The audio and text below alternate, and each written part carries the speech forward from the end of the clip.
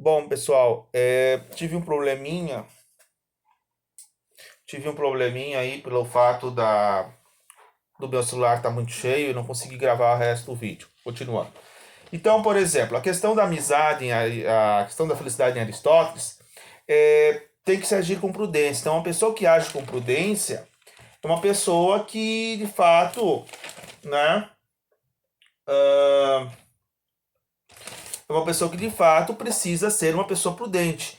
Não agir com grosseria e agir de uma forma racional, né?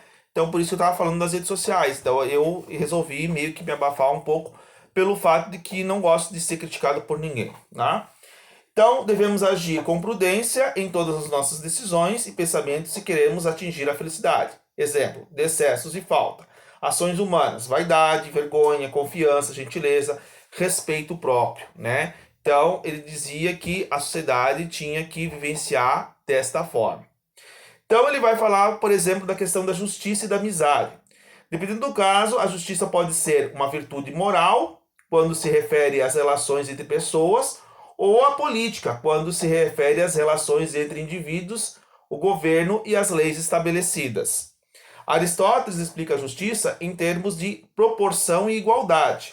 Tratar as pessoas com justiça consiste em distribuir os bens em sua devida proporção, o que nos remete à teoria do justo meio. Não se deve dar às pessoas nem demasiado, nem de menos. Deve haver, portanto, a justa proporção entre o bem atribuído, ou o prêmio, ou o mérito demonstrado, ou ainda, caso se trate de uma sanção, uma proporção entre o crime e a pena.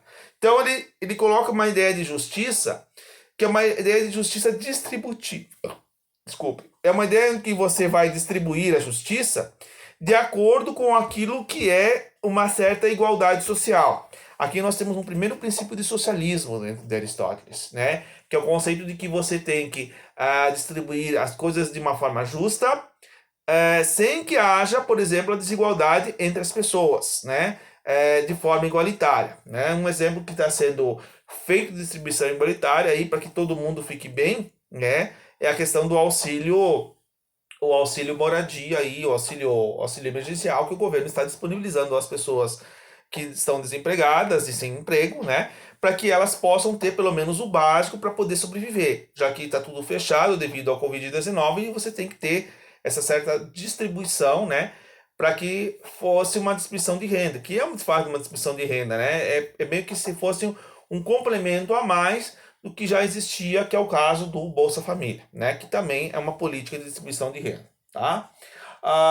E o Aristóteles, tanto o Aristóteles quanto o Platão, quanto o Sócrates naquela época, né, eles tentavam ver que a sociedade grega naquele período estava em decadência, né, porque as pessoas pensavam em si próprias.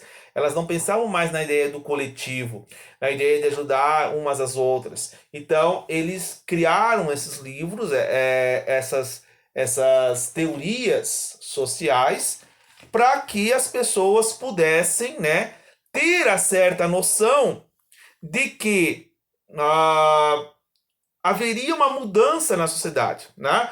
E que era uma utopia que se buscava, que as pessoas tinham que buscar a igualdade, o respeito, a liberdade entre si, né? A liberdade de consciência, a liberdade de pensamento, né? Que hoje, infelizmente, né, nós não estamos mais nem tendo sequer, de fato, uma liberdade de pensamento e uma liberdade de ideias. Porque todo mundo critica o que a gente fala.